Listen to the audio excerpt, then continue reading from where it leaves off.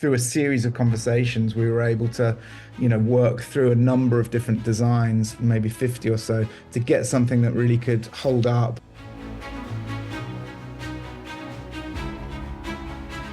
Hey, Corin. Hey, Sophie. How you doing today? Very Hi. good. Just at the end of a number of chit chats. Oh, perfect. I'm glad you're getting through all of them then. Well, it's so great to chat with both of you. Actually, a few weeks ago, Sophie, I was looking back on pictures from the Toronto International Film Festival in 2023, and we very, very briefly spoke at the premiere of Irina's Vow. So it's so Mm. lovely to chat with you again after watching so many of your projects since then. Thanks. And Corin, I'm a huge horror movie fan, so I'm so excited to pick your brain on so many aspects of this film. And I want to start off by asking you, I noticed while watching the film how the camera often pans to goosebumps on the back of characters' necks or hair raising on their arms during high intensity moments. And Yeah. obviously, it's so important to capture an actor's performance during scenes where fear is at the forefront. But I also think as a viewer, highlighting these involuntary responses are equally important in showcasing that real human reaction. I'd love to Yeah. hear your perspective on how you go about capturing fear on camera with what's happening to a character and in that environment around them. Oh, that's interesting. Thanks for asking. Um, I think it's just that. It's like part of such a big part of horror is the tension and the build and the mood and the atmosphere. And then you want the payoffs and the shocks and the scares. But actually, it's in setting the kind of unnerving mood.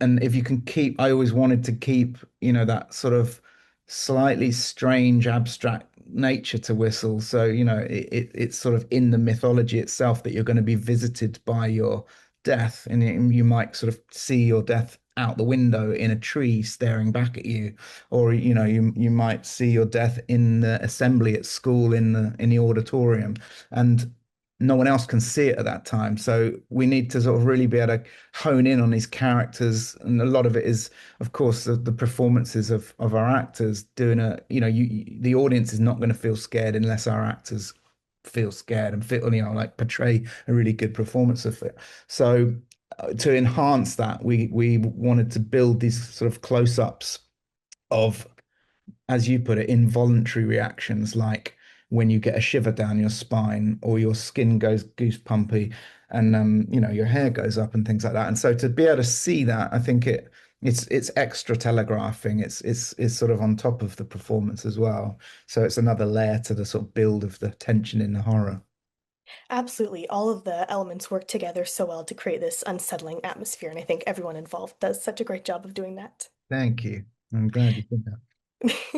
Now, Sophie, something I love about your performance in this film is you can truly see how Ellie's fear transforms through the course of it. And when I think back to that scene in the auditorium when Ellie first spots the entity in the green sweater, you can just see the pure fear and terror and like unnerving of it. But as the movie progresses into that later half of the film, while still frightened, Ellie's fear is much more confident in the way that she's more knowledgeable about what's happening, can at least attempt to put a stop to what is happening. Stepping into Mm. Ellie's shoes, how did you want her demeanor to appear and change as she experienced this life or death situation? Yeah, I mean, I think it comes also with it's not like I think it's a lot of it comes also from her background with her diabetes. And I think she's been confronted to death her whole life, or at least the stakes of like living. And so I think at first it's very frightening and shocking to see your future death in front of your eyes. But I think she's been accustomed to that idea for such a long time now that out of every character in the script, I think she has a more serene Mm. approach to it. And I think that's why she is able to act so rationally and cool-headedly because part of her is at peace with what could happen. And I think her instincts in that moment aren't necessarily even to save herself, but to save the people that she loves first and foremost. Um, and so, yeah, I think she is amazing because she's the character that will act the most logically out of all of them. Yeah. I love that. I love the sequence. While you were talking, I was just remembering how enjoyable it was when you were being the doctor in that like ramshackle. You're making up your sort of surgery with this in this like auto repair garage and the syringes and everything. It's one of my favorite parts. I love how you mentioned those. Like, I think there's so many great tie-ins with the characters, like how we know you work at the hospital and wanted to go into that future in medicine, and how you mentioned diabetes there. I think there's so many spots to all of the characters in this film to tie in and how they act for helping themselves, but also, like you said, helping those around them and having the ability to help those close to them too. Mm. That was important, going into it, and it was something I recognized, in the script, and it's something I always look for is to have human characters that you can care for. They're not always right, they don't always do the right thing, but they're not a sort of they weren't cynically written sort of snarky characters that you just kind of are there to get killed. They're the characters that I want you to care for, so it's hard when they do get killed, and then it's an emotional sort of sequence. Absolutely. Now, Corin, something I was looking forward to chatting with you about. Numerous times when I was watching the film, I'd pause to take a closer look at the whistle itself because there's so many intricate designs and carving on it, and even as Yeah. well the objects placed throughout Michelle Fairley's character's home. How did you pitch this? Oh, that's epic. It's just so cool looking. There's so many design elements to it. Thank Um, you. Sorry. Yeah. no, your concept designer, Daniel Carrasco, how did you pitch this film, the whole idea to him, and how did you want the design of the Aztec Death Whistle to stand out to audiences? Thanks. Yes, it was critical to me, and I recognized that, whilst it's going to be so important to find the right actors to play these roles, and I was very like lucky and proud to get actresses like Sophie and Daphne and everyone, that the whistle had to also hold up. It's like a lead character. It's got to kind of hold close-ups and scrutiny, and it's examined by lots of people. We get it close-ups in different environments, and Mr. Craven's examining it, and it needs to hold the weight of this ancient artifact, and this like the Aztec death whistle, or in our case, it's an Olmec death whistle. Um, so, you know, I mean, here's a very quick story I haven't told yet, but before Daniel, I was talking to a series of different concept artists, and I met one. I won't name who it was, and I can't remember, but he actually came on board to do the call. And while I was explaining about the movie and the mythology and what happened, he appeared to have some kind of freak out, and he just kind of panicked and sort of said, I don't think anyone should be telling this story." And he kind of sold himself out of the job. I'd never had anything like it. And there was a few times where the whistle itself seemed to just freak people out. So he sort of didn't get the job, but well, I was very lucky enough to meet Daniel Carisco, and through a series of conversations, we were able to, work through a number of different designs, maybe 50 or so, to get something that really could hold up and be something which could take on a different emotion and a different kind of character under different lights, and it could be seen to be presiding over all of this chaos and carnage that was these human characters are having to go through. I was laughing watching, I believe it was the Collider interview, Sophie, that you and Daphne did with Perry Nemiroff, and you mentioned how you never blew the whistle once, and honestly, Yeah. I don't blame you because I would not either. Whenever Corin loves to bring it around, I'm like, my guy, keep that as far as possible from me, please. And that was a common, everyone in the crew, most people, No one wanted to do anything with it.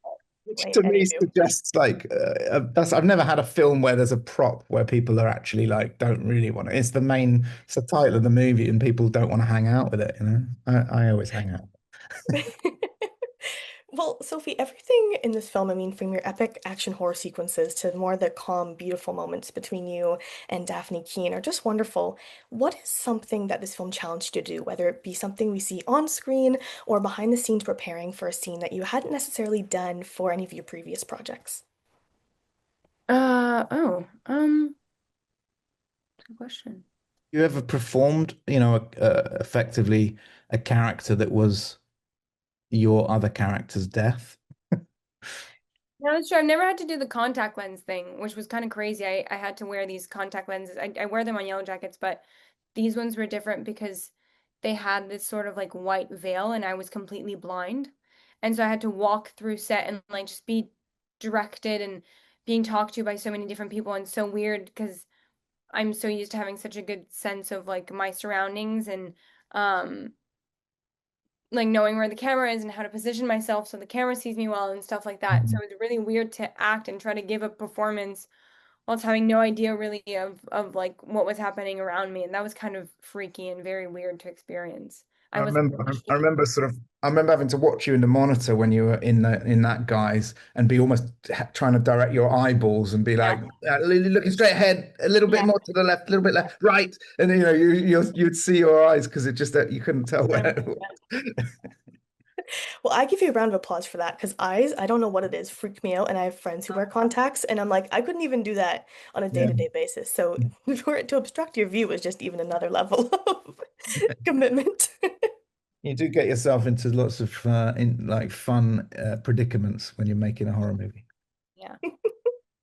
Sophia, I also wanted to ask you because I love the journey that we see Ellie and Chris go on. And I love how both characters, too, are so level-headed in their own regard and smart on their feet. They have different personalities, but they connect so beautifully and learn from each other. What do you think is the most valuable lesson that Chris teaches Ellie throughout the course of this film? But also on the flip side, what is the most valuable lesson that Ellie helps teach Chris?